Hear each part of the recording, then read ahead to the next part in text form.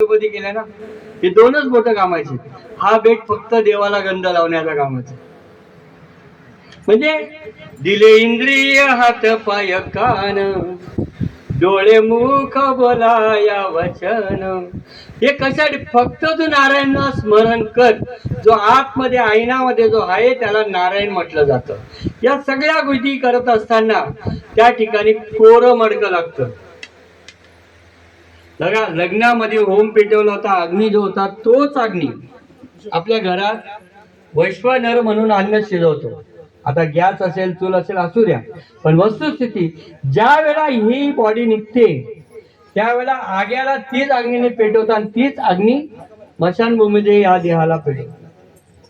बरोबर, कुठलीच गोष्ट वाया जात नाही.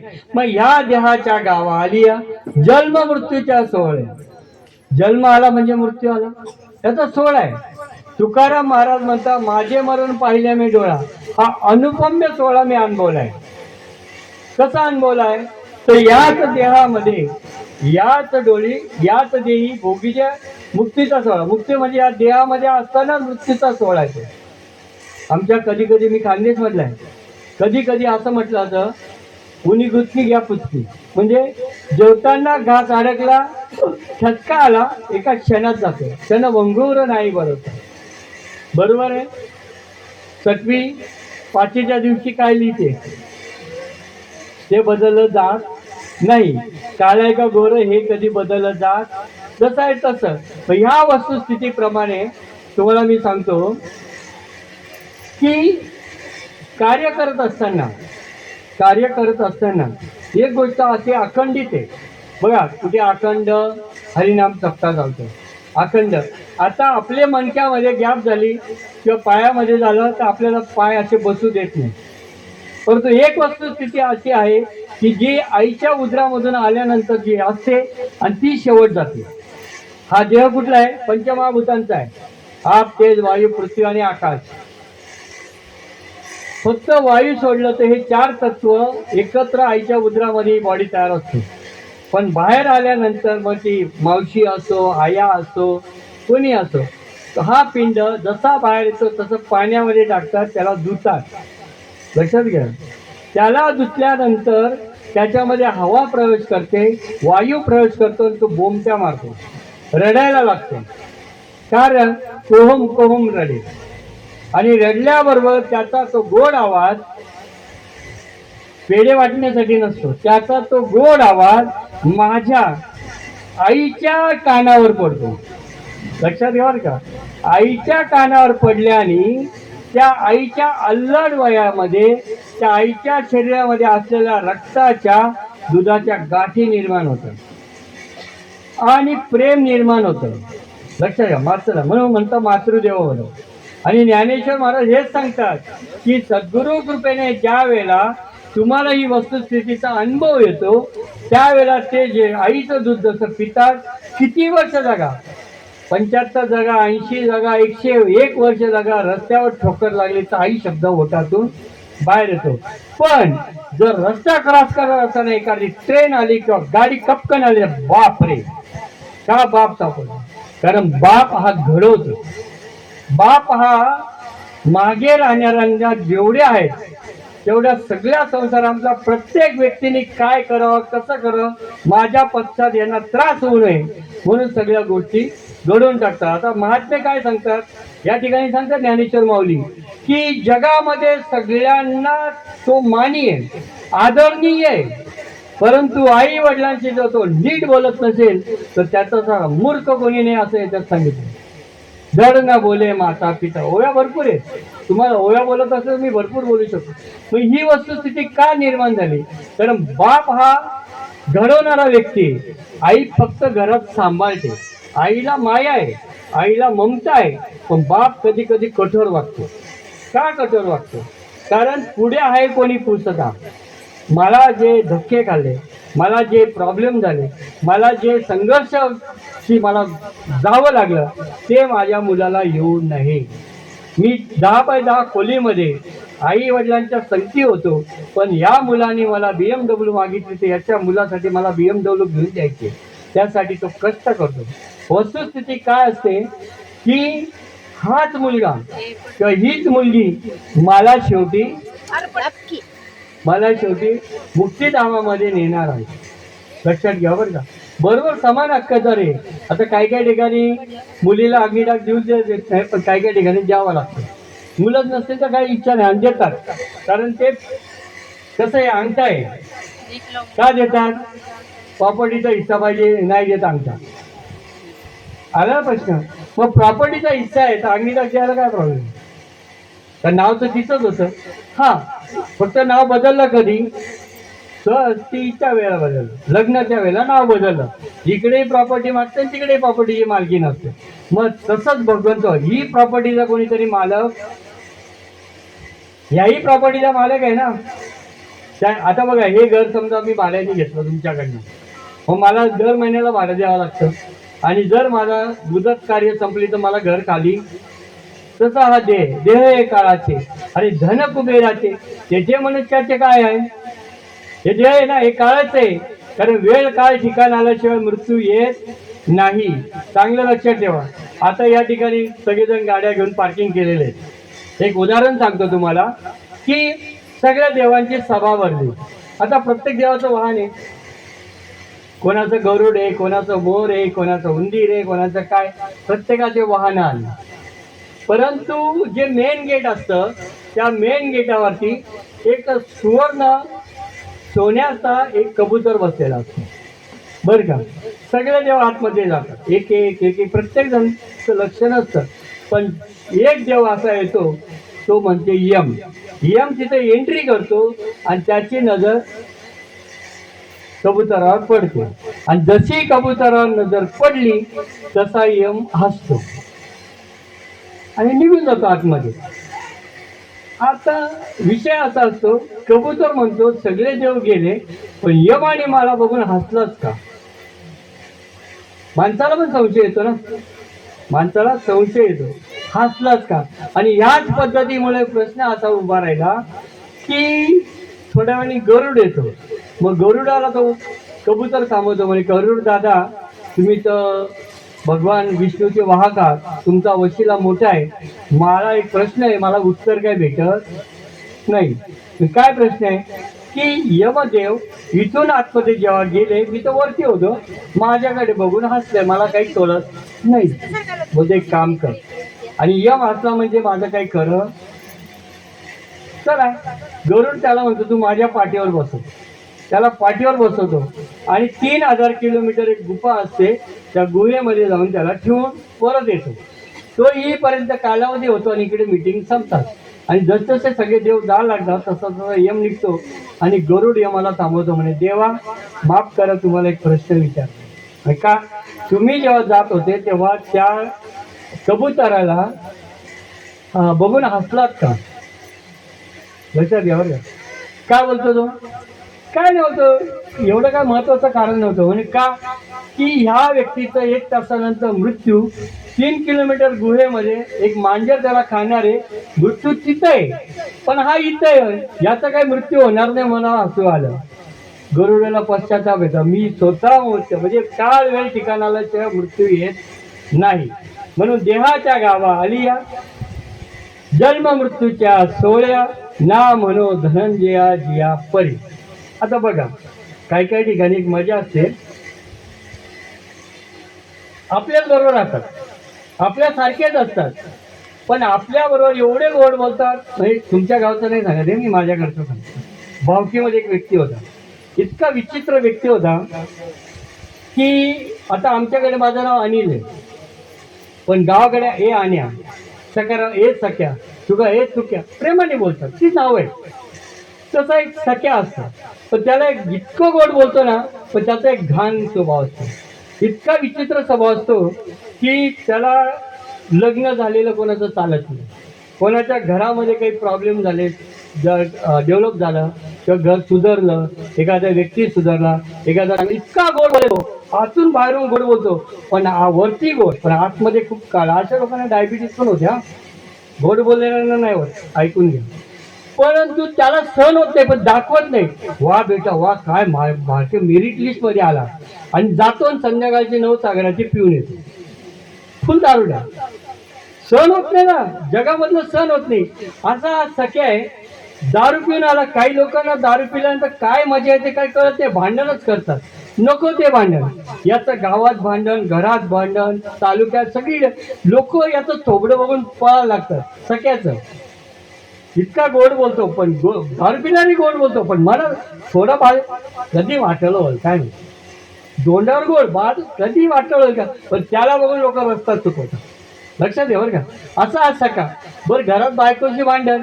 आता यो काही काम पण नाही करत आणि बायकोला 2 मुलं असतात, कशी सांभाळायची.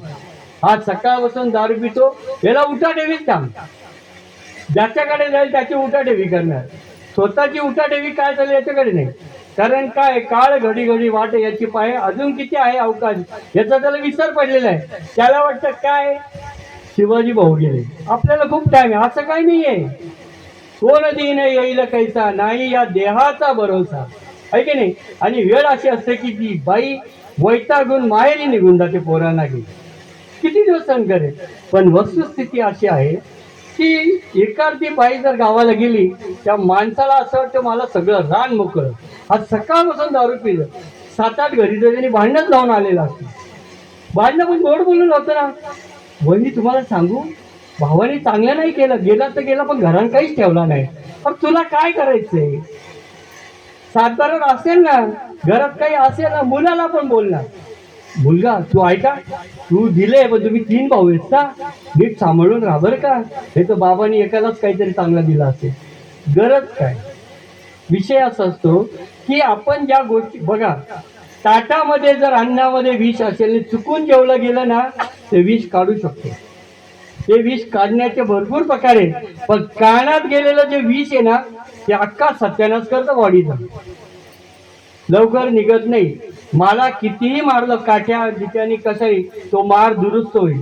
पण मला जर एखादा हे महाराज जर काही बोलले, बाबा तुझा काय खरं नाही, तुम्ही लई वाटवला केला, पण हृदयात पडलेले होल आपण म्हणतो ना, तो मला असं बोललं, मला असं बोललं, मला हृदयाने होल पडले. अरे एकसरेत तरी होल दिसतात का. ही वस्तुस्थिती आहे बरं का. पण विचार असा असतो की ती बाई गेल्यानंतर हा दिवसभर दारू पितो. बरं आता कसं थंडीचे दिवस आहेत ना, तसे ते थंडीचे दिवस होते. अशा उन्हामध्ये तापतो तो, अन्नात कण नाही, आतून ते दारूचा ताप, वरून सूर्याचा ताप, आणि कसा तरी रात्र होते. आता गंमत अशी आहे की घराच्या आजूबाजूला घरं असतात आणि सगळ्यात चांगलं काम संध्याकाळच्या वेळेला महिला मंडळाचं असतं. ते ओट्यावर बसतात, कोण लसूण निवडते तर कोण काय करते, भाजी निवडते, पण लक्ष समोर येणार अन्नाचं. हा सख्या येतोय, बोलतो सख्याला ती दुसरी बघू नको, परत इथं बसायचं आणि आपल्यात भांडण लावायचं इकडे हो. तर सख्या जसा घुसतो चंद्रमौळी घर, तसा त्याचा तोल जातो, पण हात लागतो कडी, आणि कडी लागतो, आणि जसा पडतो तसा खाली डोकं आणि वरती पाय. लक्षात घ्या बरं का. खाली डोकं आणि वरती, तसा त्याचा पुंडलिकावरती आरविचल होतो. काय होतो, पुंडलिका. बरं असं आहे की मनुष्य हा असा जरी उभी होणी असेल तरी मेल्यानंतर हा काही काळानंतर ताट व्हायला लागतो. म्हणून माणसं जमिनीवर उतरवतात. त्याच्या इथं सांध्याना ऑइल लाव, त्याला काही शेंडची गरज असते तर शेंड लाव, मस्त की अगरबत्त्या लाव. त्याला बाहेर जाताना लई पावडर शेंड मारतो ना, म्हणून त्याला. कोणाला, त्या प्रेताला. खरं सांगा, त्या प्रेताला आपण एवढं सजवतो कशासाठी सजवतो, आपल्याला त्याच्या आजूबाजूला बसून त्याचा वास येऊ नये म्हणून सजवतो. हे आपल्यासाठी असतं. पण लोकांना केवढी सेवा करतात बघितलं. पायाला तेल लावला, खाली उतरवला, शिपा दिल्या, वगैरे वगैरे.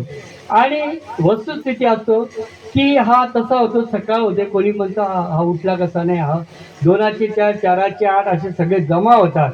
मग सगळे मिळून दरवाजा तोडतात, बघतात हा गेलेला. मग पद्धत तेव्हापासून होती की निरोप द्यायचा. पहिले माणसं द्यायची, आता मोबाईलवर अनिल महाराज गेले. थोडक्यात आता फोन गेला, अनिल महाराज गेले. आजही आपली हिंदू धर्म संस्कृती अशी आहे की आजही आपल्या घरातली बाई येताना इथं प्रेत आहे अनिल महाराज, पण तिच्या चौकातून बोंबा मारते, माझा राम बरा होता. लगेच बोला हा आली बरं, याची बायको आली, याची मुलगी आली. कसं आहे, जगाने बघावं मी आली.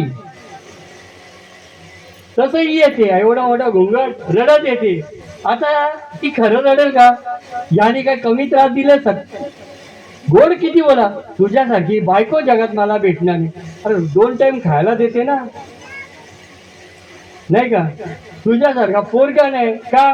किती पडलं तर उचलून याच्या बाजूवर ठेवतो ना. अशा पद्धतीने ती रडत येते. आता जगाला दिसण्यासाठी रडणंच आहे.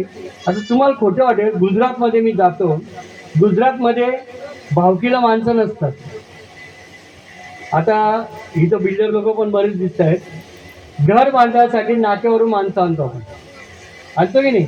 कारागीर आणतो की नाही? तसं जिथं नोकरीला गेले ते लोकांनी कधी भावकीची संबंध ठेवला नाही, शेजारी पाजाऱ्यांची संबंध ठेवला नाही. मग अशा लोकांकडे पेट जेव्हा येतो तेव्हा रडेल कोण? पण नाक्यावरून आणतात रडायला. आता मला सांगा, नाक्यावरून आणलेला का आपला सगळा चोर आहे? तो कसा रडेल? पण तो पण रडतो, दाखवतो ना. एवढा घुंगड घेतात, आतमध्ये असू नये पासू नये, मरगई सासू तसं नाही, असं रडतं. मग प्रेत उचललं, शेठ द्या पैसे, आपण म्हणतो ना, तसा पद्धत आहे. आता ही रडली, उचल. आता गंमत काय होते माहितीये का? 1.5 लाखाचा बाथरूम आहे आंघोळीसाठी बांधलेला, पण शेवटची आंघोळ लावताना रेक्सॉना, हमाम, बजाज, काय काय उपयोग काय? आणि शेवटी पाणी पडतं ना पडतं. तशी 6 पॉकेट 6 पॉकेट काहीच नाही. त्याला शेवटचा कपड्याला एकही खिसा नसतो. घातला नाही घातला तसंच बांधतात. माझ्यासारखे शो शायनिंग मारणारे भरपूर असतात. टेक्निक आहे बरं का. तर या गोष्टीच्या मागे शास्त्र आहे. ती जी तेलडी बांधतो आपण, त्याला दोऱ्यांनी बांधतो, काठाने बांधतो. तो काटा पण ओला नाही केला तर हात कापतो बरं का तो. असो, तो बांधतो. तो बांधत असताना या सख्याला पायाकडे बांधला तर उठून बसायचा. रात्री ताट झाला ना तो. आणि डोक्याकडे बांधला तर पाय वर यायचे. जेमतेम दाबून दुबून पायाच्या साईडला माझ्यासारखा, ज्याला माहिती नाही पण लोकांना दाखवलं मी पण काहीतरी काम करतो ना, म्हणतो बांधतो. कसा तरी बांधतो. यात्रा निघाली कुठे? अंतविधी निघाली वैकुंठ धामला, मुक्तीधामपर्यंत. आता त्या गावच्या सरपंचानी 3 किलोमीटर अंतरावर जी मुक्तीधाम होतं किंवा मशानभूमी होतं, त्या मशानभूमीला प्रेताला दिसावं म्हणून लाईट लावली होती. प्रेताला दिसावं. आता मला सांगा, प्रेताने जर बघितलं असतं की मला कोणी कोणी हार टाकले डोळे उघडून, एकतरी राहील का तिथे? ही जी व्यवस्था केली आहे ती अंतयात्रा नेणाऱ्यांना दिसावं म्हणून केलेली, लक्षात घ्या. मग अशी यात्रा निघाली आणि पहिला मुक्काम विसावाचा येतो हनुमंतरायाच्या समोर. आमच्याकडचं हनुमंतरायाच्या समोर या प्रेताला खाली उतरवतात. तिथं ते पीठ दिलं जातं, खांदेकरी मागे पुढे जातात आणि ते प्रेताचं तोंड हनुमंतरायाकडे असतं. आता हनुमंतरायाचा पहिला प्रसंग आठवतो की ज्या वेळेला याचं लग्न होतं त्यावेळेला सूट बूट घालून हा माझा पाय पडायला येतो आणि तेव्हा मला सांगत होत, बघ हनुमंतराया, तू अजून ब्रह्मचारी, माझा जमला बघ, लगीन सूट बूट सगळं. तेव्हा देव काहीच बोलत नाही. पण जेव्हा हा तिथे येतो प्रेत बनून, तेव्हा हनुमंतराया विचारतो, काय रे कसा होता संसार? तेव्हा 4 खांदेकरी उचलतात आणि म्हणतात, राम नाम सत्य आहे की नाही? तेव्हा याची मुंडकी घालतो आणि हनुमंतराया विचार, कसा होता संसार? एवढं काय बरोबर मागचे होता राम नाम. एवढं तुम्हीच बोला, मला काही बोला, आयुष्यावर बोललं नाही तर तेव्हा कसा बोलेल? विषय असा असतो. मग ती यात्रा निघते पुढे आणि याच्या पायाकडची दोरी सुटते. 10 मिनिटात सेवा आपते, दोरी सुटते. दोरी सुटल्यावर पाय वरती येतात. आता चालणाऱ्यांकडे लक्ष नाही, खांदेकरांचं लक्ष नाही. आणि एक लाईटीचा खांब असा होता, त्या लाईटीच्या खांबाला जो अडकतो. काही लोक जिवंतपणे त्रास देतात तर काही लोक मेल्यावर पण त्रास देतात, लक्षात घ्या. आणि ह्या हिशोबाने हा अडकतो. पेट यात्रा पुढे जाते आणि मुक्तीधामच्या ठिकाणी उतरायला असतं तर फक्त सख्या गायब. सख्या गेला कुठे? परत येतात तर बघतो का हा लाईटीच्या खांबाला अडकला आहे. दोरी सुटली होती ना, लाईटीच्या खांबाला अडकल्यामुळे त्याला काढायला घेतात. मी कशावर सांगतोय, माणसाचं मन जे असतं ना ते इतकं चंचल असतं तिथे स्थिर नसतं. तसा हा सख्या जिवंतपणी लोकांना त्रास दिलाच आहे, परंतु ते प्रेत काढता काढता पोलिसांची गाडी येते आणि सांगतात थांबा थांबा. काय लोक सांगतात हा असा असा मेला, त्याला आम्ही घेऊन चाललो होतो पण ती दोरी सुटली म्हणून अडकला. अडकला बिडकला काय नाही. त्यांनी काल तालुक्याला फिर्याद केली की मला गावापासून धोका आहे, अख्ख्या गावाला आतमध्ये टाकतो. जिवंतपणे त्रास दिला, मेल्यानंतर पण त्रास दिला. म्हणून मला एकच सांगितलंय की देहाच्या गावा आलिया जन्म मृत्यूच्या सोळा ना म्हणो धनंजया जिया परी. या पद्धतीने त्यांनी हे केलं. आता विषय असा असतो की सगळ्या याच्यामध्ये हिस्सा असतो, सगळ्याच्या प्रॉपर्टीमध्ये हिस्सा असतो, घरदारात हिस्सा असतो. पण ते वडिलांनी आपल्याला ज्ञान दिलं, जे शिक्षण दिलं, ज्या शिक्षणाने माझी ओळख होते, किंवा जी एखादी मुलगी आहे ती सासरी जाते, माझं माहेर तिकडचं आहे पण माझ्या माहेरी ह्या चालीरीती, माझ्या माहेरी हा संस्कृती, माझ्या माहेरी ह्या अशा गोष्टी नाही. हे कशामुळे शिकते? इथल्या संस्कृती तिला आई वडिलांनी शिकवल्या असतात. मुलाला ती ओळख त्यांच्यामुळे मिळते. त्याच्यात वाटा होतो का कोणाचा?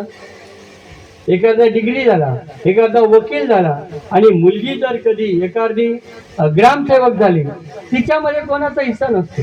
तर तिची जी पदवी तिलाच, ज्याची त्याची पदवी त्याला.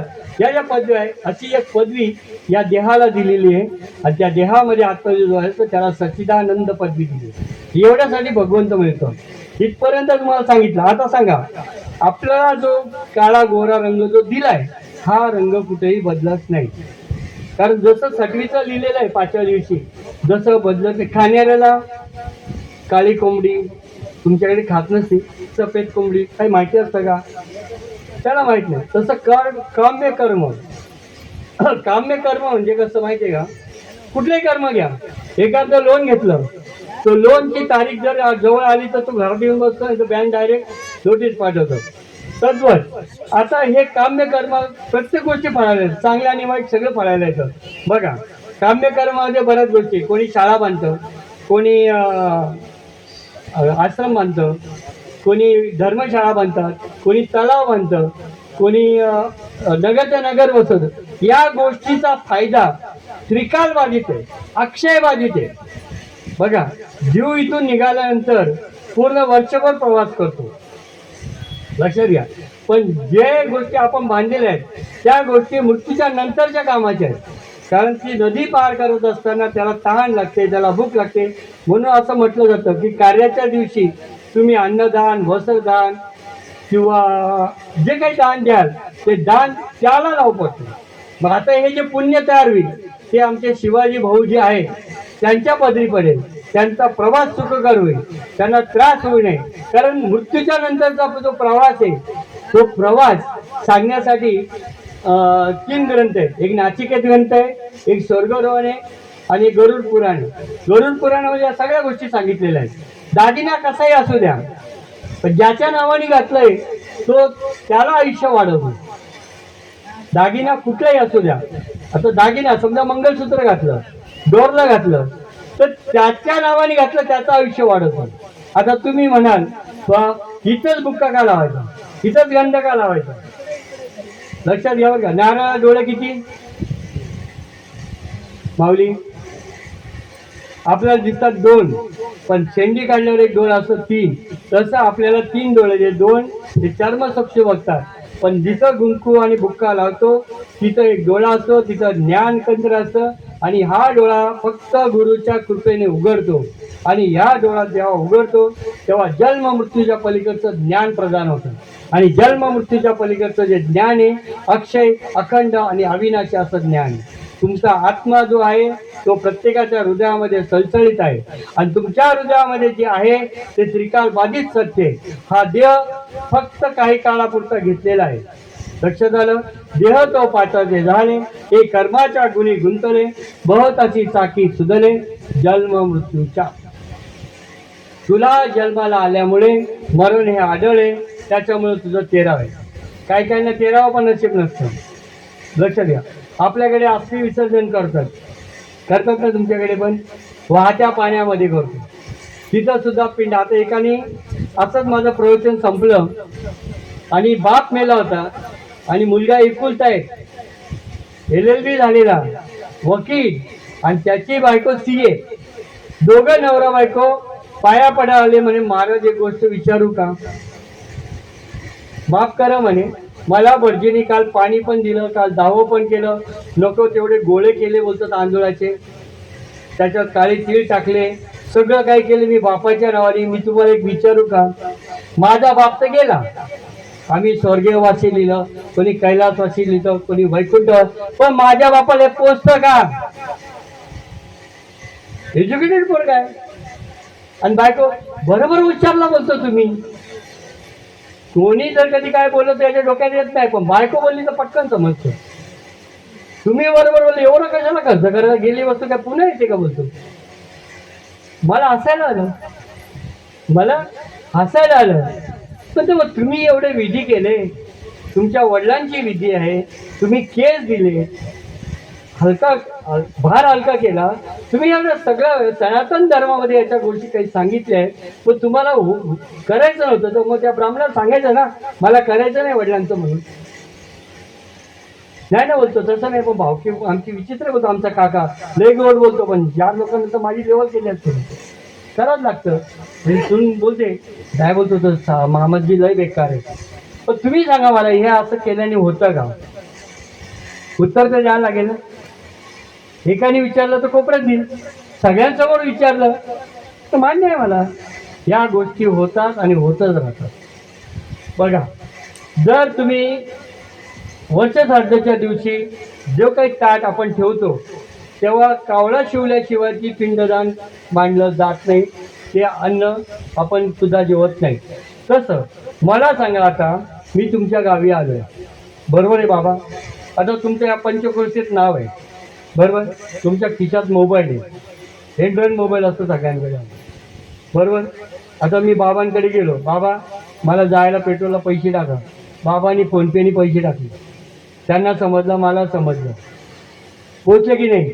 त्यांच्या इथं कट झालंय, माझ्या इथं प्लस झाले. तद्वत या ठिकाणी जे आपण करतो पित्रांच्या नावाने, हे सगळं तिथं पोचतो, त्याचं उत्तर आपल्या घरामध्ये कळतं. पुढे चालून त्या घरामध्ये पितृदोष लागत नाही आणि ते घर हळूहळू त्याची समृद्धी होते. आता तुमच्याकडचं मला माहिती नाही, पण आमच्या इकडे सोनारपाड्यापासून सगळीकडे गावामध्ये रात्रीच्या दिवशी पित्त रांगा देतो आणि तो सांगतो मी कसा मेलो.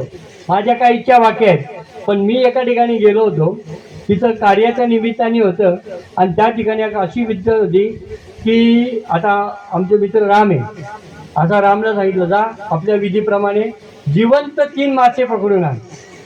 आणि एक घमेला असतो आपल्या, आमच्याकडे त्याला हे म्हणतात, इकडे घमेलाच बोलतो आपण, त्याच्यामध्ये ते जिवंत मासे ठेवतात आणि कुटुंबातले सगळे, मुलगी सोडून सुना, मुलं, नातू नाती सगळे 40 साईडने बसतात आणि त्या ठिकाणी की जो गेलेला व्यक्ती आहे त्याचं 3 वेळा नाव घेतात आणि मग तो मासा कणकण तिथून उडून ज्याच्याकडे पडतो ती व्यक्ती पाण्याचा आरंभ तिथून करतो आणि डाव्याच्या विधीला सुरुवात किंवा पुढचे कार्य त्याच्या हातून केलं. मग तो लहान मुलगा असेल तरी प्रत्येकाची पद्धत वेगवेगळी आहे, अशी पद्धत आहे. आणि या सगळ्या गोष्टी केल्या जातात. देहाच्या गावा आल्या अर्जुना, या देहाच्या गावा आल्या, या जे सोहळे हे तुला करायचे दे, नाही म्हणायचं. तू म्हणजे भर दुपारी मला भूक लागली तर तुला जेवायचं दे, पण अति करायचं नाही. ते अति जेवलं तर त्याचा परिणाम उलट होतो.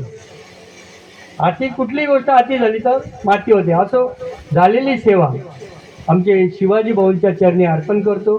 तुम्ही सर्वांनी शांत चित्ताने ऐकून घेतलं. आता तुम्हीच नसते बसले तर मी त्यांच्या निमित्ताने काय श्रद्धांजली दिली असती. असो, न्यूनतेपुरते अधिकते करते करून घ्यावे तुमचे विनवित असेल. काही चूक बोलत असेल तर माझी मला परत करा, मी सुधारण्याचा प्रयत्न करेन.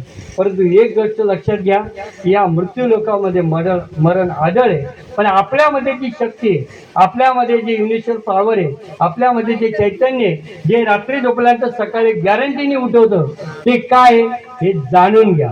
हीच खरी श्रद्धांजली बाबांना. लक्षात घ्या, किती जरी तुम्ही पुढाकार करण्याचा प्रयत्न केला तर काळ घडी घडी वाट याची पण पाहतो उंदीर नेत असे बोका. अजून किती आहे अवकाश, अशा पद्धतीचे क्षणभंगूर नाही भरोसा, असं ललितेचे लिहिले न मोडे ना काही केले, काळे गोळेपणा धुतले फिटो नेणे, केले काम्य कर्म तैसे, फळ भोगव्या धरणे बैसे, न फेडिता ऋण जैसे ओसंडी ना. पितृदोष जर लागू नसेल तर वडिलांचं कार्य जसं जमेल तसं केल्याशिवाय राहू नका. लक्षात घ्या, कारण ही गोष्ट केल्याने तुमचाच फायदा आहे.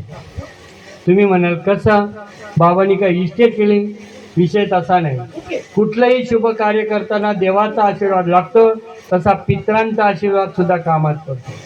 आपण म्हणतो ना, लई मोठं संकट होतं, ॲक्सिडंट, पण कोण पुण्याने माझं पुण्य आडवं आलं तर हे पुण्य आडवं येतं, याचं लिखित असतं. हेच पुण्य आपल्याला आडवं येतं, बाकी कुठलंच पुण्य नाही. अजून एक गोष्ट सांगतो. एखादा व्यक्ती मेला, लक्षात घ्या, एखादा व्यक्ती मेला आणि त्याचं बोलवण करणारा कोणी असेल, तो बोलवणचा खर्च करायला पण काही हरकत. त्याचं कारण सांगतो, आपल्या 7 पिढ्यांचा उद्धार होतो. तुम्ही भागवत नीट वाचा, त्याच्यामध्ये सांगितलं बोलवणचा जर खर्च केला तर बोलवण हा वस्तुस्थिती अशी की कुबेराचं जे धन आहे, हे कुबेराचं धनाला तुम्ही मान देताय. आणि हे कुबेर म्हणजे घरामध्ये लक्ष्मी आणि कुबेर येणं फार गरजेची गोष्ट आहे. आता त्याची गरज आहे. असो, पुंडलिकावरदे हरी विठ्ठल, श्री ज्ञानदेव तुकारा, पंढरीनाथ भगवान की जय. विठाला विठाला विठाला विठाला विठाला.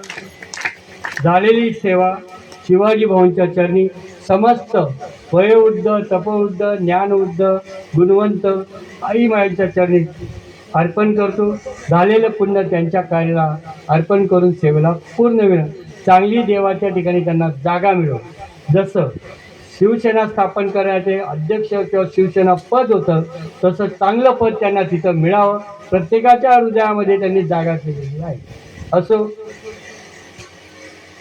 बसायला पहिले आरती घ्यावी लागेल, आरती घ्यावी लागेल. बरं बरं,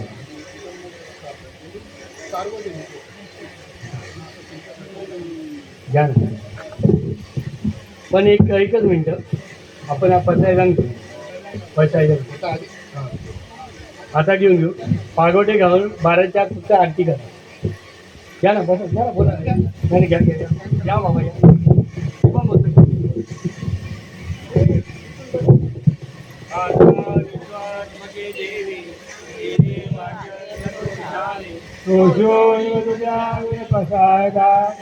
जे काळांची रंगतीचा तया सत्य नियती वाढ, भूता परस्परे पडो मैत्री वाढ, दुरितांचे तिमिर जाव, विश्व सदन सूर्य पाव, जो देवांची तो दिला हो प्राणजात, वर्षित सकल मंगळी ईश्वर निष्ठांची मांद्याळी, अनवत भूमंडळे भेटत्वा भूता रा कल्पत विचार, चेतना चिंता म्हणते गाव, बोलती जाणो पियुषांची संध्रमे जालांचन, मार्तंड जे तापय ते सर्वाय सदा सज्जन सोयरे हो तू, किंबहुना सर्वसुखी पूर्ण होती लोकी, भजतादि पुरुषी अखंडित आणि ग्रंथोपजीवे विशेष लोकी, दुष्टा विष्ट विजय हो आवे, ते तर म्हणे श्री विश्वेश्वरावो, हा होईल दान बसावो, येणे वर ज्ञान देव सुखियाला, येणे वर ज्ञान देव सुखियाला, येणे वर ज्ञान देव सुखियाला. वासुदेव हरे वासुदेव हरे वासुदेव हरे. ना अगोदर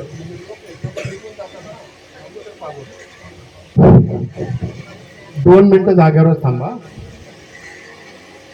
देहूचे संत श्रीमंत तुकाराम महाराज एका अभंगातून म्हणत असतात, स्वर्गीचे अमर इच्छिताच देव, मृत्यूलोकी व्हावा जन्म आम्हा. बंधूंनो, स्वर्गामध्ये खूप काही सुख समाधान असेल, परंतु हा जो मृत्यूलोकामध्ये हरिनाम कीर्तन भजन जे काही समाधान जे आता महाराजांनी सांगितलं ते तिथं नाहीये.